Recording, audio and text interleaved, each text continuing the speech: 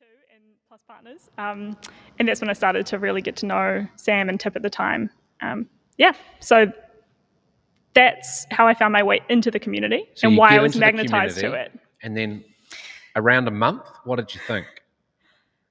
It's a good question. That's because you told me to ask it. Continued to be blown away by the diversity of businesses that people are working on. That people like to think about New Zealand along the lines of, is it agriculture? Is it Rocket Lab derivatives? Like, where are these major themes? And so actually, lots of variety, incredible variety in what people are building. Diverse people? No. So that's probably a second observation. Certainly, probably like in Australia, very male dominated, particularly on the founder side. Yeah. That's a challenge I'm sure we'll get into talking more about. But growing diversity of options around capital for founders. So there were new managers popping up, like Nuance I met in my first couple of weeks, and they were kind of brand new. Imcher at Outset Ventures, the kind of growth and ambition on that side with a deep tech focus. Yep. I think major shifts in what Icehouse is doing. So it just seemed like there was a lot of blooming on the capital side, and also like lots of founders seeing that opportunity and actually starting stuff in response. So I guess my observations are, without having actually been here, it seems like there was some maybe capital starvation, or it was hard to get access to capital in previous years. With Elevate, the New Zealand government supporting some new managers, including Blackbird, it's allowed like more supply on that side, which has enabled many more founders to get started. Wow. What do you think?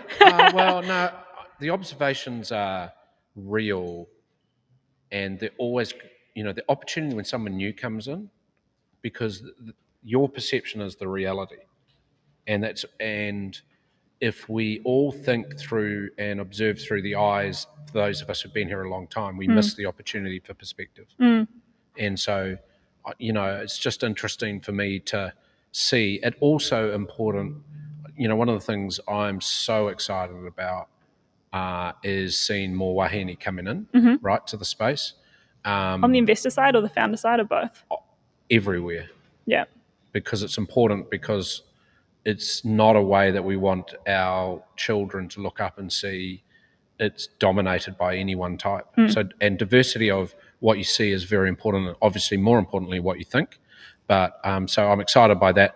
I think there are big opportunities and needs around Māori, Pacifica, in that area as well. Yeah. And youth, bringing more youth in, because there's no reason why an 18-year-old can't do what a 50-year-old can.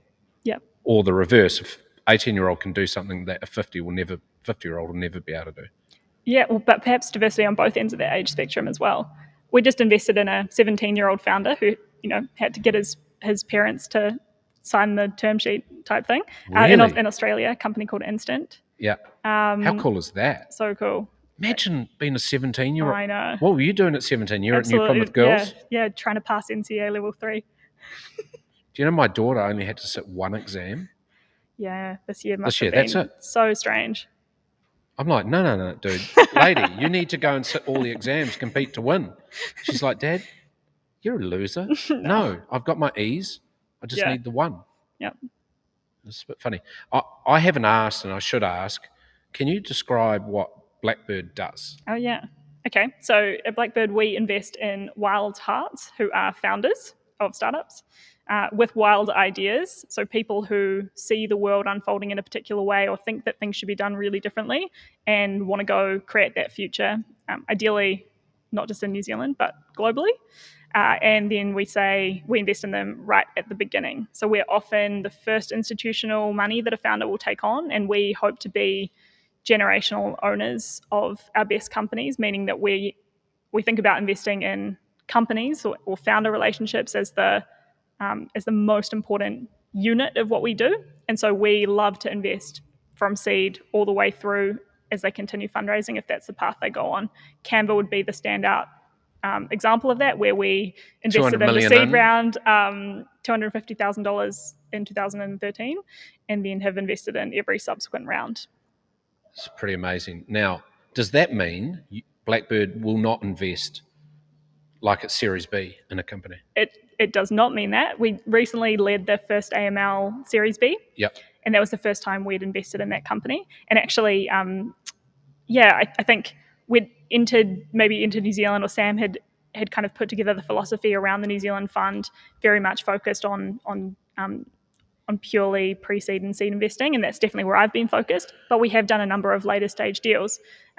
We invested in Mint Innovation, So Halter Series B. New Zealand investments are It's about 15 strong now. Mint Innovation, First AML, yep, Halter, partly, Halter, yep, Sea Change, Ask Nicely, Sunfed Meats, Energy Bank, Transactional AI, Saha.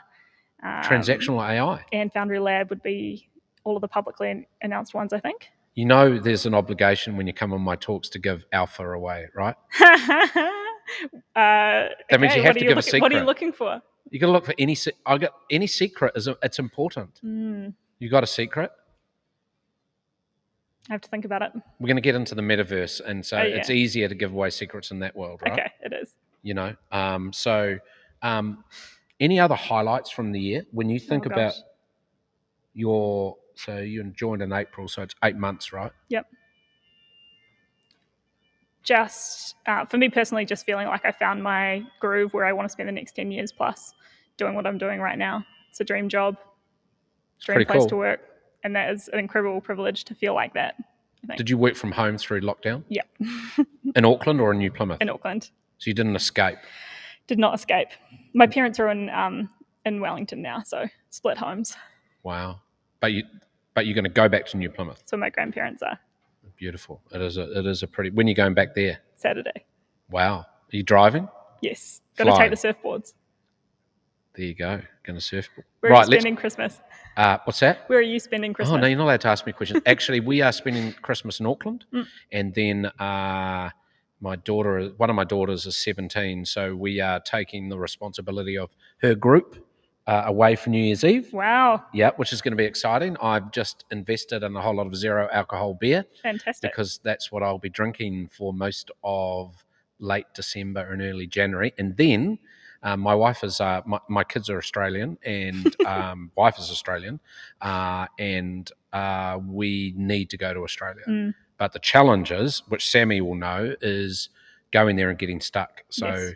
I think what's going to happen is I think my wife is going to go to see her parents, and we'll wait until we know it's safe to travel and get back. So uncertain still, isn't it? It's crazy. Now, rabbit holes. Yeah. The metaverse, Web3 world. When did you first know about crypto? So you mentioned my time in Mexico. Oh. That was a break between busy jobs, between Bain and Generation. And I did a MOOC through Coursera on cryptography and hash protocols, and started to understand some of the theory behind crypto. Unfortunately, I did not actually pair that with meaningfully investing in cryptocurrencies or holding them. Otherwise, maybe I would be a lot richer. But so probably my re-entry into crypto this year came as a result of just starting to see that a lot of the smart people who I follow on podcasts and LinkedIn and so on were starting to talk about Web3. And the commentary was getting way more interesting. So it was going, I think previously what I found is that you could get explainer type level information, and you could get really deep in the weeds, what's happening today in the Bitcoin price or what's happening this week. And what has started to happen is that there's really insightful commentary available to the every woman reader like me who's not technical. And so you can't code? I can't code. And I'm very much try and understand many, many different things and draw connections between them rather than go really deep on a single thing. And so that means you're a pattern matcher? Yeah. Okay. And a frameworks person because you worked at Bain? That's right. So you know how to argue? And make really nice slides. Yeah. I always thought, when I started the Ice House, we had BCG doing our work. Oh, yeah. For free. What did you think of that? I thought, fuck, these guys are intelligent. And then they taught me their frameworks. And I was like, I mean, you're still intelligent. There's a common guy called sense. Paul Newfield who is a brain, but it was like the frameworks made them seemingly way more intelligent. I was like, these guys are crazy, and girls, but yeah, they are intelligent. But it's a skill, right? Just like coding or being creative. If you know how to position an argument, you know, in the consulting, everything is either an issue or an opportunity. It's a series of options and paths, you know. It's a lot about just making information really simple and figuring out like what is relevant and what is not relevant to a decision, which is, I think, something I got from legal training, which is really useful. Yeah, it has to come out, right? You know, you and I are similar. So many ex-lawyers in this business. Russell McVeigh. Rescued lawyers. Yeah, but you were only 3 months at Russell McVeigh. Yeah. Summer Clark, and that was it. You went. Yes. You saw your future. Yes. And you left. I was like 3 years at Russell McVeigh. This is like the dark summer of Russell McVeigh as well, I think. Either that one or the one after. So do you think it's better now? I don't know. That's I don't know many people who still live who you still should be in work there. politics. Do you like the metaverse? Okay, big question. Well, don't give me a long answer. Just say yes or no. Do I like the metaverse? I'm tentative. So at the moment, no. I guess that means no. Here are some thoughts. I think so. The idea of like of immersive virtual reality is exciting. I feel that it's somewhat of a gimmick in most cases, and it's not an end unto itself, but it could be an enabler of really interesting experiences. I think probably your interest in the metaverse depends on a few things. If you live under conditions of oppression, or you're disabled, or you're marginalized in another way where you kind of have a more meaningful virtual existence that could in real life, there are amazing potential of technology where you can kind of fully like life or live some really complete social interaction virtually. So I think that's kind of fascinating. Accessibility because the experience on a mobile device is maybe a lot worse for a long time than the experience in something like here or a highly resourced, hardware enabled device or like implement. I don't know, especially coming back to Aotearoa and spending more time in the real world, as it were, in the bush, in the good smells, the clean air, beside the sea. I don't think there's any substitute for real life interactions and being in nature. What about the areas of smart contracts and DeFi? Okay, this is different, yeah. So to me, that's not the metaverse. Okay, that's Web3. Yeah, Web3. So you're excited by Web3? Yes, I'm excited by Web3. Web3 DeFi is really out there. Will you extract all your money out of the linear banks and put it into the decentralized world? Again, I think the answer depends a little bit. Yeah. If you live in a high inflationary environment and you're being paid in Venezuelan reales, or I'm actually not sure what the currency is, like the use case for Bitcoin is very clear.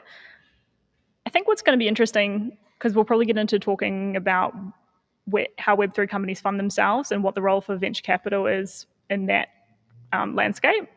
And have you seen my papers around the questions? It might have been because I asked you to send them to me. You're one of the 4 that asks. Good. It's because I'm much better if I think about stuff in advance. Yeah, that's good. I try that as well with people, and they just tell me to go away. Huh. Yeah.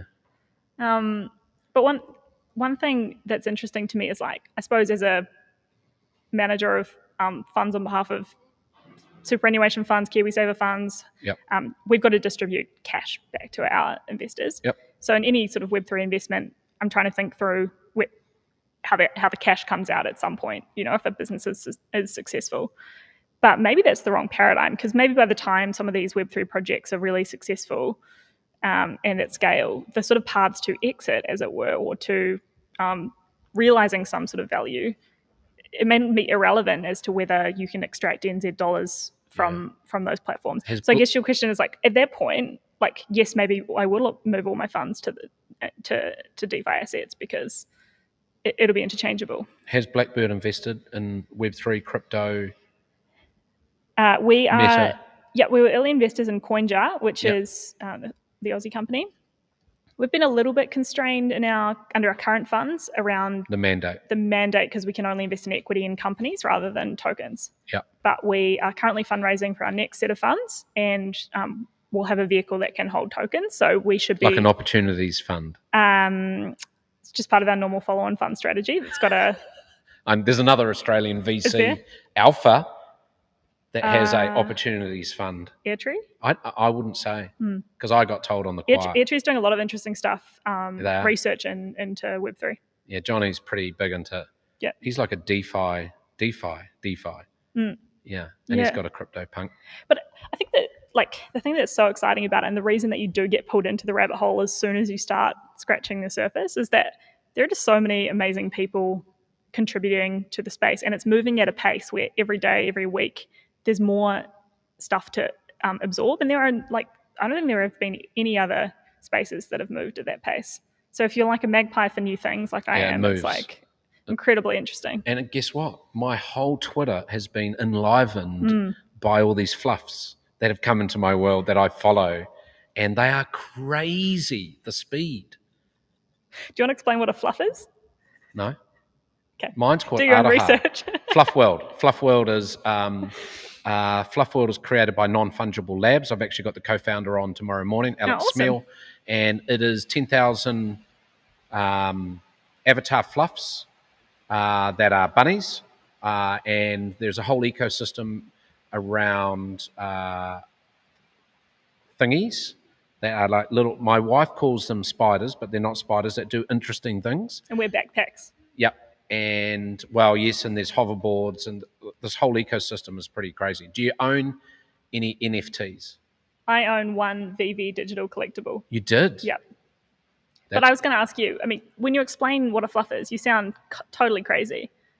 You do. I mean, what do you love about it? So my story with Jerome came on this talk, and I knew I was never going to buy one, right? And I've reached an age and stage where I was like, I was trying. I was like, I got my wallet and I got Bitcoin and Ethereum and all that with Janine, like from Easy Crypto. Easy Crypto, great. And then I just said to Jerome, let's go live and I'll buy one.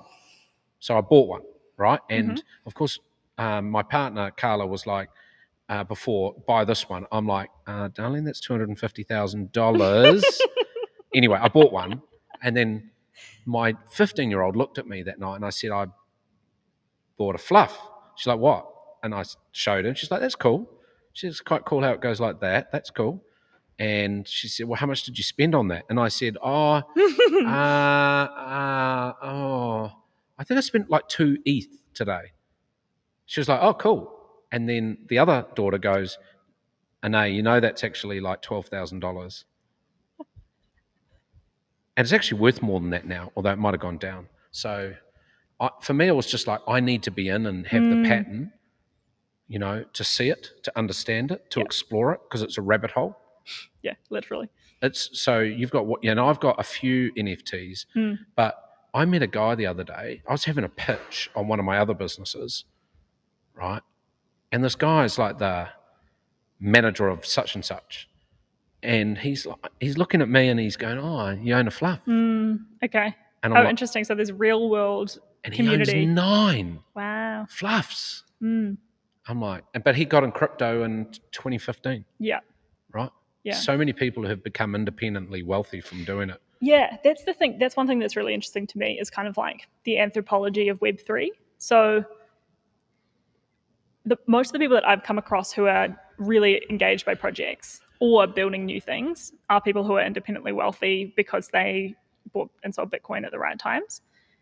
Not exclusively, but it's definitely something I've observed. And it makes me think about what they're building and for whom and how truly kind of democratized it is if most of the projects are being initiated and kind of built in the image of people who probably tend male, tend certain age group, tend certain geographies. Why are there so few female NFT founders? I think it's pretty similar to the answer around why there aren't so few female startup founders generally. So one is it's probably a space that doesn't feel like a space for women. None of my friends outside kind of startup land have the remotest interest or or interest or capability in Web3 circles. Yeah. They don't see that it's relevant. They don't see it's something that they should be interested in. And you could probably say the same for certain age groups as well. Like over 50s. You might be a bit of an outlier. So I don't know. It's not like, and actually, there's nothing structurally. Structurally, it's a diverse space, right? You can, with a little bit of research, with a little bit of time and effort, you can uncover value. You can actually make money pretty quickly, potentially by identifying a project, getting in early, selling things. In a sense, it's accessible to anyone with an internet connection and time, and that is really exciting. But there's this thing around like lack of equality of access or belief that it's for you, or social capital, or social, or like, I mean, I do think some of these terms can be weaponized such that some of the terminology can be weaponized where if you don't really know what something means, or you don't know how to connect your ETH wallet so that you can participate in a drop, these kind of basics, these barriers to entry can be enough to put people off who don't feel like they're welcome. And that's probably true for Māori and Pacific as well. Yeah. I'd be interested in your experience. How much budget do you have on behalf of Blackbird?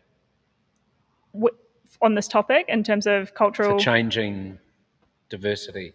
You don't have to answer that question. The reason why I say is I'm going to give you a bit of alpha for us. So we've run this year a couple of grants programs called Waka Pacifica and Pakihi Māori, where we basically gave 5-10K awards away to 1 to 2 businesses, right? And we got like 810 Māori businesses who joined Manaaki and 860 Pacifica. It's amazing. Which is so cool. And so next year we're going to do a couple of processes for Wahine, and we want to do something for the disabled sector, disability sector. But 20th of December, we launched the Rangatahi initiative, where we are planning to give 1,000 a week away to youth who come up with ideas, for what they want to do with their business, whether it's Meta, whether it's Web3, whether it's anything actually. We're going to give for 10 weeks, $1,000 a week away to youth. And I think getting on the bandwagon of helping people see you can do it. And it's interesting. I've got a great friend called Lydia who's on this mission out of Melbourne, and she said to me, and she's doing a startup around women's hormones and their self-confidence and belief with exercise and how you marry all that together. And she's like, I see no woman doing NFTs. But what I loved next was her response. We're going to change that because we're going to do one. And I thought that was pretty cool. Don't worry about the rain. The mics are pretty good. Yeah. Are you a member of any DAOs? And can you explain to everyone what a DAO is? I just want to answer your other question, which is how are we investing in that from a Blackbird perspective? Yeah, you're backing the Rangatahi campaign. So we are going to invest quite a lot of our P&L in New Zealand in our community initiatives with a focus on Māori and Pacific inclusion. And I guess we take a 10-year plus view on how New Zealand society is going to change and what role we can play in improving the accessibility of the startup ecosystem to these underrepresented groups, women, Māori, Pacific and non-binary disabled founders and potentially operators, because it's the future workforce of New Zealand, it's the future customer base of companies that are working in New Zealand. I think the challenge is just, the way we always approach these kind of things at Blackbird is to think about how we can, first of all, use community how we can kind of strengthen community where that initial investment that you make pays off in network effects and, enabling one person who can then become a mentor to help another person, that kind of thing. So how you did with the StartMate Fellowship? Yes. For females, right? Yes, exactly. Remarkable. So, yeah. And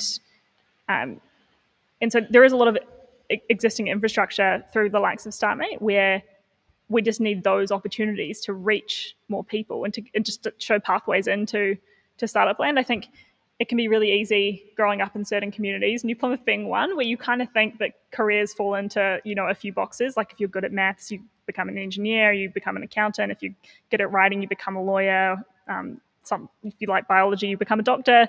Otherwise, you maybe go to a trade, right? And like that's just not how the world is anymore. But if you don't have examples of pathways into careers that are going to make your heart sing, enable you to do the things you want to do in the way you want to do them, how would you know?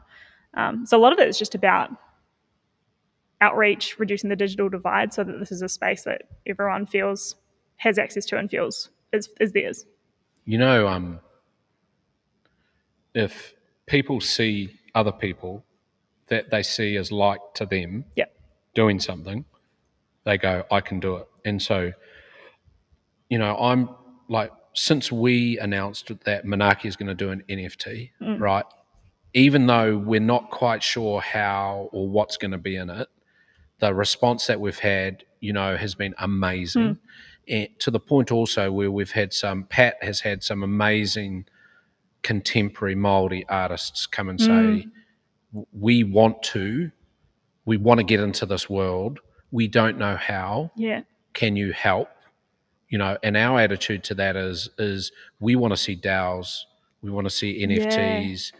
But, I had Andy Blood on this chat yesterday, and he just said, hey, Andy, it's not one solution.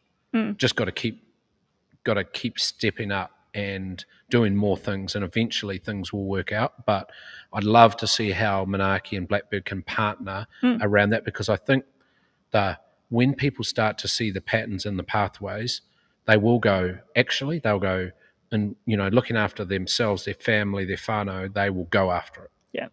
They just need the confidence to believe that you can do that.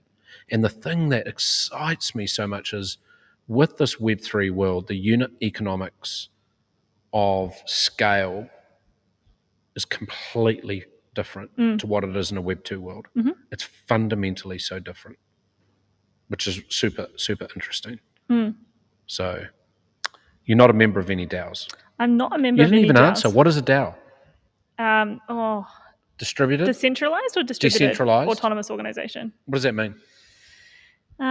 Group of people come together on a shared purpose with smart contracts. Yeah, and the smart contracts are important because it allows everyone who's a member to vote or give proxy to vote on important decisions that get made about what the organization does. And then also, really importantly, get compensated when they provide value to the group. So those two things are like, I guess the idea of collectives is not new, but the idea that you can sort of make rules and enforce them in a way that everyone has to validate that was what was agreed and that's what everyone wants to do, that's different. And then actually compensating people for their contributions is important.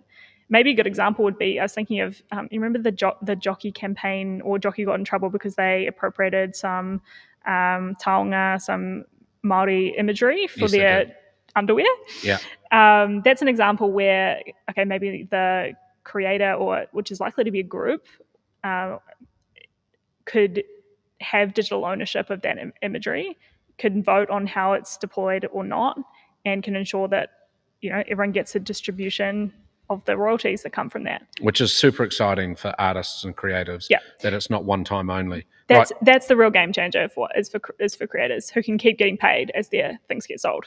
True or false? This is true or false. Okay. And you can't pass, right? This is around the meta world. We are early. True. Score out of 0 to 10. Where are we on the scale of 0 started, 10, it's all over in the meta world? 1. Okay, true or false? Spotify is dead in 3 years. False. True or false? Meta will not die. False. You think it will die? Meta the company, right? Yeah. I think it will die. Crowdfunding sites and Web2 are dead as DAOs take over. True. VCs are at risk. True. Web3 is like our teenagers, a place to rebel, to be unconstrained and take the shackles off. True in the sense that you can't qualify. Things, but it's also much more. It is much more.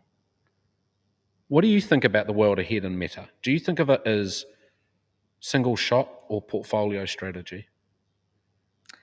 As in, will there be winner-takes-all dynamics? No, what I'm saying is that can you see the path? When you as Blackbird debate this, do you go, because I understand there's different parts of the value chain. Like you see lots of traditional linear investors investing into picks and shovels of crypto and blockchain because they go, we're not going to go that freaky game stuff because we don't understand it. So I suppose the question for you is, when you look ahead, can you see how it's going to play out? No, not that smart. Do you reckon there's a math formula to how you crack Web3, like there is with startups? My math formula, which would show you my advanced levels of maths, is that it's really like invest in other people who really understand this to do their life's work in Web3. Have you watched The Matrix? Yes. The old ones? Yeah. Have you watched the new one? No. You didn't download it illegally. Have you ever downloaded illegal movies? Yes. Truth. No comment. What worries you about the space of meta? I think the diversity piece, as in like who is creating the new world, who holds power in the new world, and how might those like power structures from the real world proliferate in the new world, but even less obviously because you can't tell who's behind them. So that's probably my biggest worry. Yeah. And then what are we still talking about in 10 years' time? So will we be talking about Bored Apes? I think we might talk about it as an example, but I don't think people will have Bored Ape profile pictures. I don't think they'll have fluff profile pictures. I have one of those. I know you do. I will bet you right here, right now, $100 that in 10 years' time, that's not your No, it won't be. Twitter. No. So that's an interesting It'll be question. my grandchildren. Yeah. No, it won't be because I never publish photos wishful of the family. thinking. No, I just don't. I never put photos of my family on my social. Well, maybe it will be an NFT of your fluff family. Yeah, I asked the question actually of the fluff founders, can I breed? Do I have to own both? And they're like, maybe. And then I said, what happens if I want, because I've got a female fluff because I got convinced to spend more. What happens if I had two female fluffs? Could they breed? Right. No alpha, no answer. Interesting, right? Because why should we apply the old rules to the new world? I agree. How does the meta world impact on Blackbird's approach? So obviously, let's assume you get over the mandate issue with your new funds. Yep. Is it just another area like, food tech and? It's a good question. I think on the one hand, we're not going to stop focusing on founders first and investing in founders who have secrets, alpha about different elements of the world and are customer obsessed and have really technicolor product visions that they're building. So that doesn't stop. This is that lens and that investment thesis applied to a new area. The question is, what are the things you have to get right and understand about Web3 models? So if we were looking at a food manufacturing business, even before they've built the factory, I'd want to understand what are the sort of unit economics we think will be achievable. So what's the equivalent of that area, like line of inquiry around Web3? To me, lots of the value in Web3 is going to be created among communities, so engaged communities that continue to derive value from their participation. So the question, like with Fluff World, is how does that community continue to derive value over many years? And then from content as well. So I think what Phoebe's doing is fascinating because they're taking incredible content with huge fan bases and reigniting it and delivering it in an incredibly scalable way. So if there's community... I wish I'd invested in that business. Me too. I've got a mate called Jonty Kilt. He always seems to be in and around. I call him the rat up the drain pipe. He's got an incredible portfolio. He has. Yeah. And a lot of coin. Yeah. That's an alpha, but everyone knows that. It's interesting when you think about that space and when you think how it's going to play out. Maybe it is just the same. The dynamics are just the same. It's you back a team who really understands the needs of a customer and is building for them and keeps building the things that they need and builds, is totally obsessed with product and community. I think the community element is going to be really significant. That's a little bit of a different capability to what's been required for other businesses. The exit points might be very interesting for investors, especially if it's into tokens and what happens there. I thought that DAOs was just all about community, wasn't really an investment grade opportunity, and it totally is. It's just a different type of currency, and then Yeah. how you exit that point is interesting. Well, like with Constitution DAO recently, the price of the token that was issued to It's gone up, has gone up. but they So, didn't buy the Constitution. right, fascinating. It's weird, eh?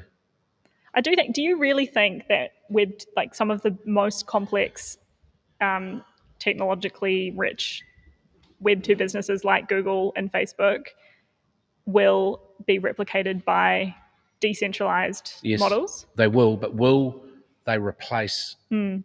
I don't know.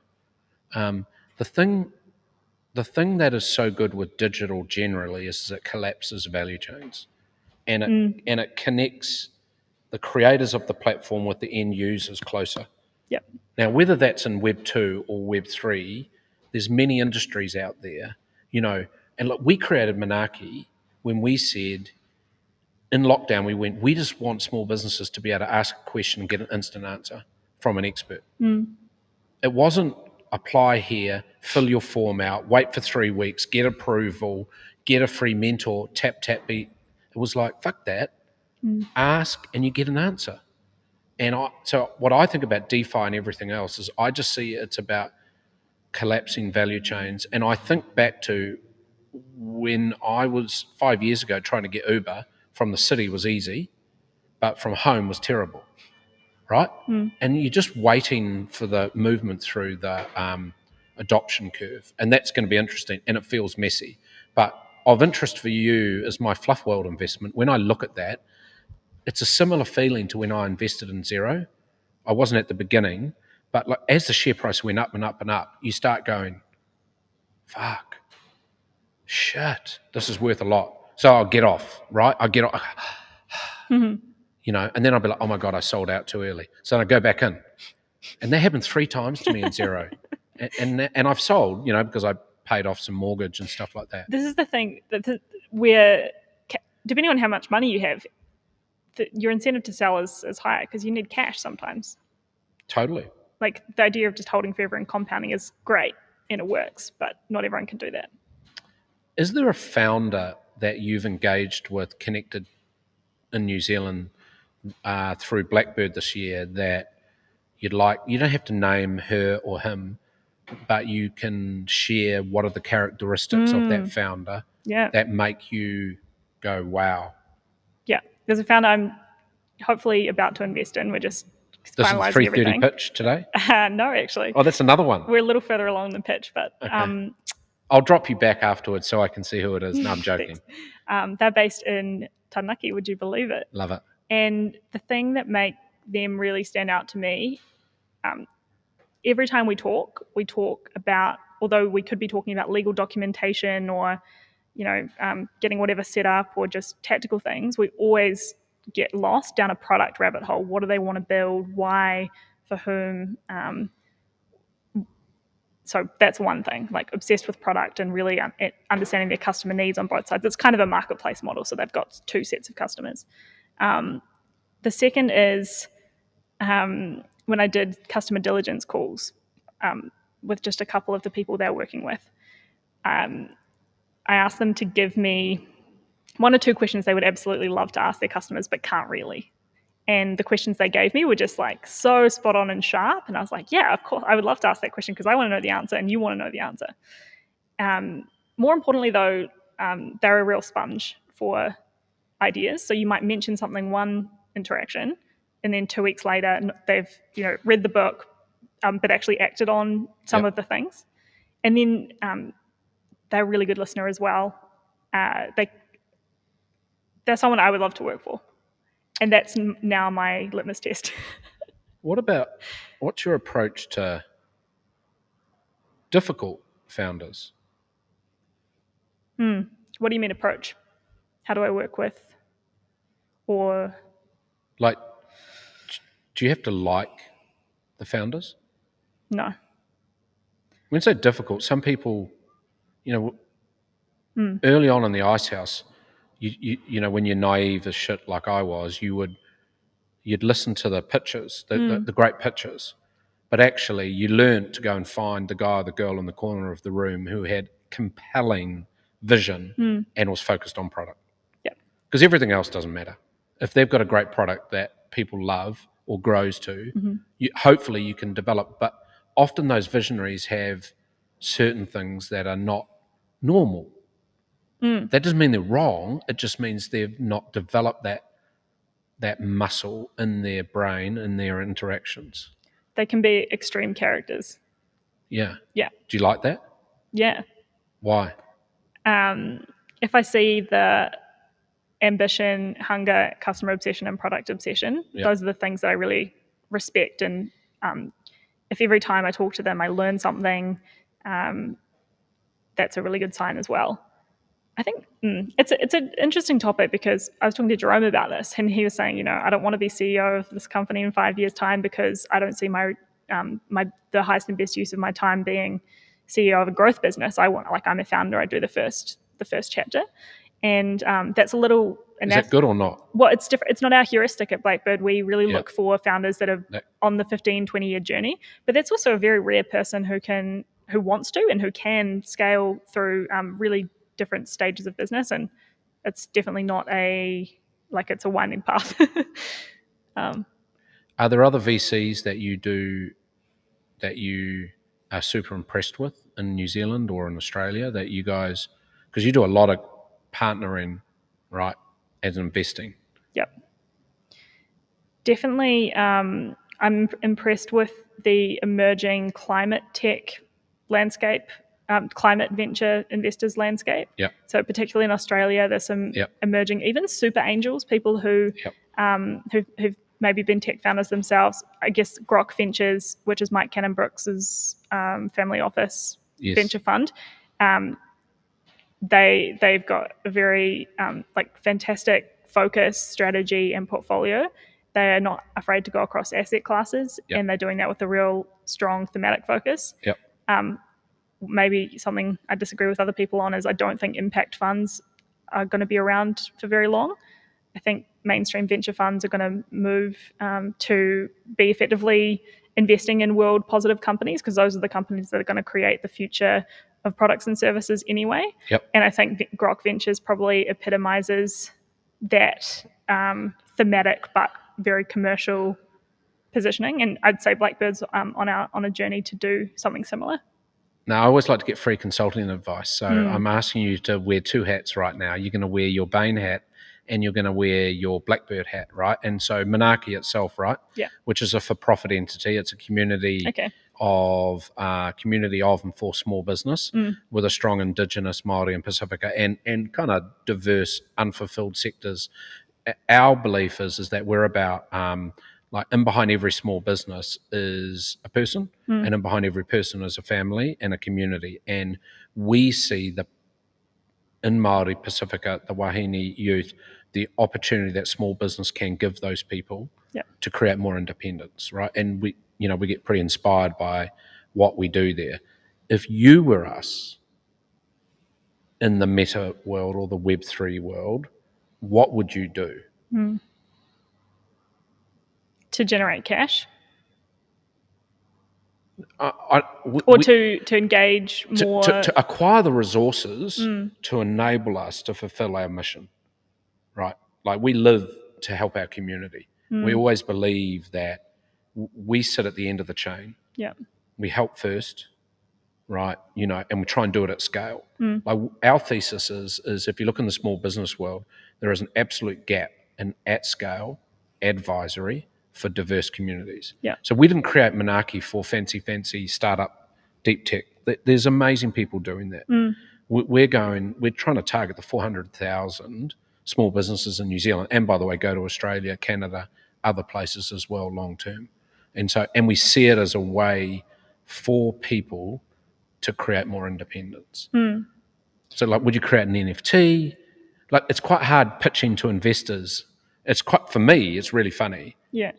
Going and pitching. I bet. And then just getting, actually, I did a pitch to EHF fellows and they're like, You're doing too much. I'm like, fuck off. They're like, Hold on, but what's the point of the NFT? Like the hypothetically. NFT is for us is about it is about acquiring resources.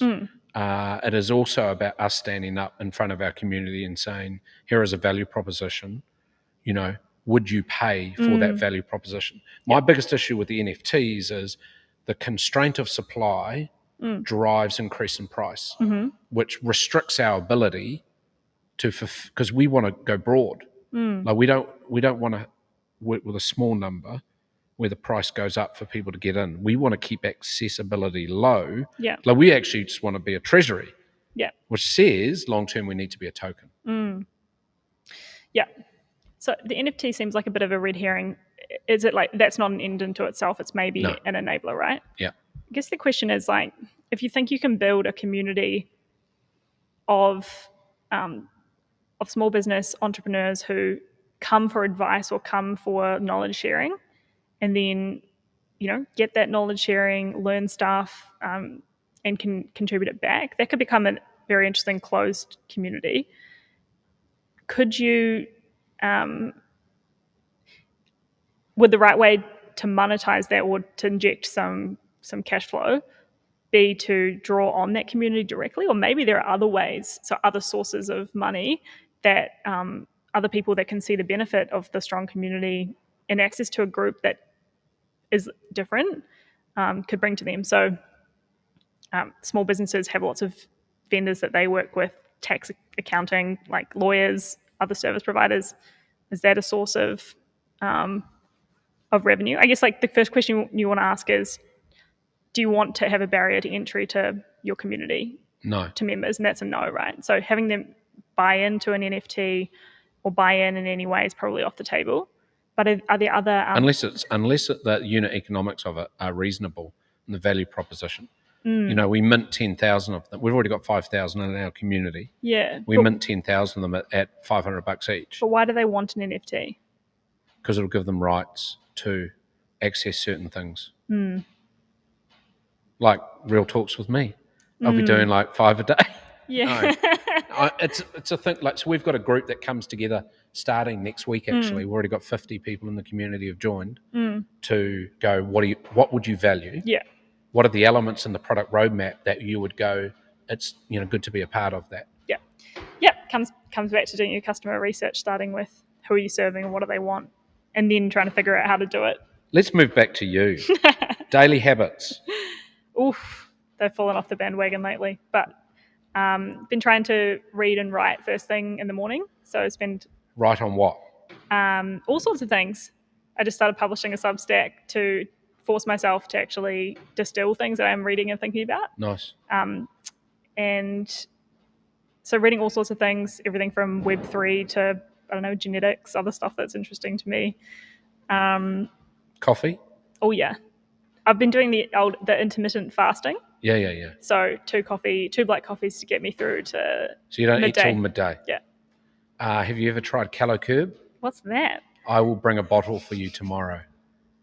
Sounds terrifying. No, it's basically a dietary suppressant of hops. Yikes. Okay. Right, so it's hops that it convinces your mind that you're full.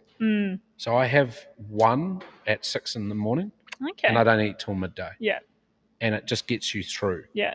Right, and it's funnily enough, it started as a way to make you feel full, to being now it's for intermittent fasters. Yeah. Okay. I let myself have a little bit of cream in my coffee in the morning because I just can't. I'm like, fuck, I can't. Depends what you're doing it for, right? But it does. I find them like way clearer. How many meetings a day? From 4 to 8, depending. So a lot. A lot, but 4 to 8. Okay. I'm still relative because I'm still new-ish. I still have a bit of calendar space, which is really helpful. Shits and giggles. What I find really funny in this with the corporates and the service providers is that they've either got 15 or 30 minutes in their Zooms, Teams. Not enough. Well, it can be enough because you're like, oh my God, I'm over this. Let's get off this call. But that that they've all just Back to back stacked to back, and they're yeah. back to back, and I'm just like, oh, can't cope with that. Yeah. What's your why? Ooh. I just really want to help the world run a little more efficiently, fairly, and effectively in my own little way. So I started off watching An Inconvenient Truth and getting pretty inspired about, or, inspired is the right word, about climate change and the need to act there. That and healthcare have always been really strong areas of interest, but I guess it's a little broader now. Interesting. Murray Tom, who's a New Zealand entrepreneur, talks about opportunities whisper, they never shout, right?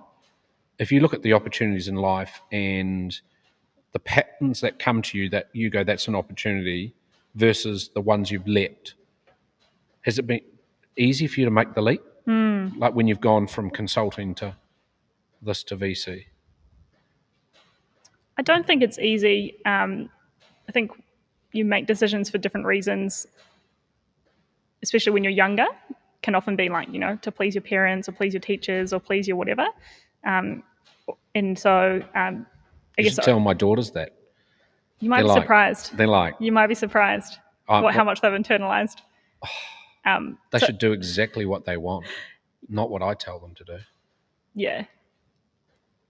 So I think a lot of growing up is figuring out what makes you tick and sort of like where you're going to be happiest in what environment doing what things. Like, yeah, the why, obviously, but much more important is sort of like what day to day works for you. What level of, number of meetings do you want to be in an office? Do you want to be a generalist or a specialist? Do you want to work? Like, it's hard though, right, to work all that shit out when you're 20, it's really hard. Yeah, 18. That's probably the process of growing up. But so I think I've gotten better at making decisions. What's the key difference between consulting and being a VC? No clients. It's not true. We do have clients at Blackbird, of course. Yeah. But day to day, you're not beholden to your clients calling you up at 11 p.m. and saying, I need those slides tomorrow. Why never a founder yourself? Yeah, good question. I can never focus on one thing for long enough. The thing that, which just means VC is good for you. Yeah, the meta answer, small m meta, is I like the generalist skill set applied to many different things. So lots of different ideas, lots of different people, like being a connector of people and ideas. The pattern matching thing is what I'm good at, not focusing on one area. Like or hate LinkedIn? Love LinkedIn. Do you like it? It's incredibly useful. Yeah, it is. What do you do to relax? Speak Spanish. Yeah. Swim. Does your partner speak Spanish? Yep. That's good. Yep.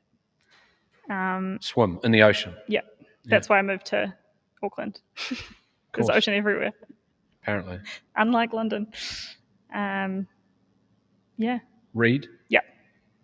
What was the last movie you watched?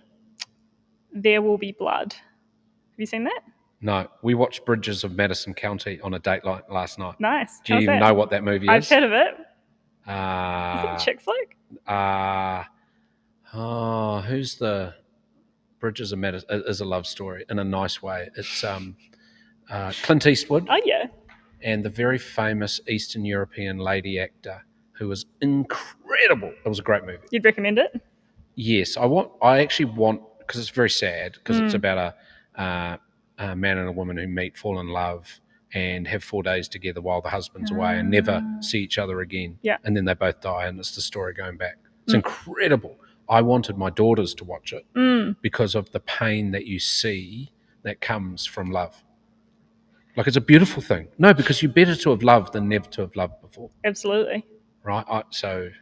And we watched The Power of the Dog. Oh, okay. I haven't seen it yet. Did you see it at the movies? Saw it 2 nights ago on Netflix. Oh, okay. Or on something. Oh, interesting. Did I Straight illegally? to Netflix. No, it is on Netflix. I think you're right. We watched it, and my wife is like, "As one weird fucking movie." Great. Right? And then the next morning they get all these nominations, and I'm like, "Hey, they got all these nominations." She's like, "Well, it has made me think." Yep. If it stays with you. Do you know the biggest thing on that movie that was so interesting was just the silence. Like, it was almost like the movie was on slow, which caused you to think a lot. Last book you read that you liked? I just read Snow Crash, like probably everyone else. So this is the Neil Stephenson 1990 sci-fi novel that introduced the concept of the metaverse. And it's actually such a great book. Is it? Standalone, one of the best books I've read this year. Would really recommend it. Hard it's copy. really entertaining. Yep. Snow Crash. Yeah, Andy Blood mentioned it yesterday. It's very good. 3 most exciting startups. Energy Bank. I'll talk about 2 from the Blackbird portfolio, 1 that's not in the Blackbird portfolio, just for balance. Foundry Lab. Yeah. Microwavable metals. Yeah. Microwavable metals. Yeah. That's crazy. So that you can cast aluminium parts in small scales. Yeah. Never been doable before. Energy Bank, definitely exciting, as you mentioned. How would you describe what Energy Bank does? They are building a novel ocean-housed gravity battery for renewable energy storage. So an alternative to hydro dams. Which is pretty cool. In the ocean. And they've just hired some amazing people, including former Team New Zealand engineers. The amount of marine engineering talent around has been surprisingly awesome in Third Auckland. One? You said it wasn't Blackbird backed. Cami, for the pace of adoption they've achieved in the last couple of years. Oh, yeah. K-A-M-I. K-A-M-I. We turned that down. Yep. A lot of people did. Scott Nolan, I was talking to him last week. He's an early investor, and it's been like it's taken. Do you want an alpha? Yeah, I want. Do you want to know how much he invested? Him and Sam Altman. How much? Don't tell anyone. He won't be watching. No way. $1,500. Interesting. That's actually great intel. $1,500. Is that the extent of it? But if I got that wrong, that's because it's third party. So don't sue me. Not a lot. But they might have followed their money. More kudos to the Cami founders for achieving it without Founders Fund I banking. thought it was pretty funny when they started saying, "Oh, we've got Founders Fund and Y Combinator in," and it's like $3,000. It's probably US dollars. Though. Actually, because the other Y Combinator's reminded me. The other really cool Kiwi founder I met is Samir Singh. Yeah. Who's just gone through Y Combinator. Samir Singh. Yep. What's his business or her business? He's based in Boston. He's just graduated Harvard, and he's building an Ethereum protocol to compensate members of DAOs for contributions they make. So it's like a plug and play token for online communities. So instead of issuing your own token, really cool. They did a SAFT, so we couldn't participate because we can't. Can you hold introduce tokens. me? Maybe. I think he's pretty busy. Whatever. I tried the other day with someone else and I didn't get anything back. So. Hey, well, I've got like 20,000 followers on LinkedIn, so huge. He'll answer. he is actually. You just got to give me the link. He was like New Zealand's top NCA student in 2017 or something. Biggest disappointment? Having to cancel in-person events. We had 2 really epic conferences lined up. Electrify Aotearoa, which is the first time we were running that with Ministry of Awesome in Christchurch. Yep. So it's a female founder conference, and that's going to be on in February. Grab your tickets. And then Sunrise, which is our kind of Blackbird flagship in Australia. Thing. We're going to do Sunrise New Zealand next year in June. First week of June. Auckland. Yep. On the island. Down in the viaduct. It's got to be accessible, right? Got to be accessible. Yeah. So it's going to be amazing. Your predictions for 2022? I'm really interested to see what happens on the talent flow front. As in... people getting into New Zealand. Yeah. I wonder whether the attraction of the OE has declined. I'm not sure if I'm just projecting here, but I feel that fewer people are going to be exiting to London and Australia and so on. So we may get better talent retention. And then the question is, are we also going to get the devs and other amazing specialists that we need coming into New Zealand able to access visas? That is the biggest question in terms of startup land. Over the years, I've always thought and observed that the New Zealanders and the immigrants always worked harder than the locals. Like my best returns have come from non-originated New Zealanders. I haven't got enough experience yet to agree with you, but it's intuitively maybe true. Why would you work hard when you can just go hang out in New Plymouth and surf all day? It's a great place to be. Now, take yourself to that 15-year-old student from your local school today, right? So that's not take yourself back to when you were 15, Okay. but the equivalent of you now. You're 15, you're in New Plymouth Girls. You know, what would your advice be to you about the world ahead? And you could even say you're giving advice to my daughter who is 15 and what would you say to her? I think what you choose to do with your work life is really important because it is what you spend the majority of your hours doing. It determines where you live, who you'll marry, all that jazz. So like work choices are really important. And I've seen a lot of people in this. I think Chris Dixon calls it hill climbing, which is like trying to achieve things for a certain reason. Like consulting's classic for this, where you get like this promotion and then 18 months later you get another promotion, so you want to stick around and climb these hills that are actually meaningless. So I think the advice I would give to any 15-year-old is not to think about job titles or but to first recognize that, like, something that took me a long time to understand is that people see the world really differently and have very different. That's really important because people have complementary skill sets. Yeah. So some people are very risk averse and they're going to be fantastic in control functions at investment funds, or are going to be great safety engineers or whatever. Some people are incredible at building human connection and they should be in human facing roles. So there's like understanding what makes you tick and what you're going to get real satisfaction out of day to day is really important. And that shouldn't be through the lens of titles. It should be through the lens of like, what activities do you enjoy? Like where do you fall on these different spectrums? Then the second thing is like the why and what do you want to where do you want to make change? What issue or thing do you care about trying to improve? And so maybe your thing is mental health care access. And like two people could have the same passion area there, but the way that they want to tackle it could be completely different. One might prefer to be like a software developer working at home, but for a medium stage startup that's going to deliver digital health care. Another could be a born psychologist or counselor who really values the human story and connection. So I think it's like starting, maybe to flip this back, start with the why and what you want to do, and then but actually think a lot about the how. So like, how do you want to spend your time? Do you want to live overseas? Do you want to work a 40-hour week? Do you want to work an 80-hour week? Do you want to retire when you're 30? Were you doing that when you were 15? No, but I wish I did. I wish I'd known that. I mean, I think, it's the process of becoming an adult is figuring all that out. But some people figure that out and it's too late because they've, got the giant mortgage and have to keep working at XYZ. The consciousness is super interesting around looking back because you can't tell the 15-year-old. There's no point telling them this is what you should do because this is my journey. That's just bullshit, right? It's more.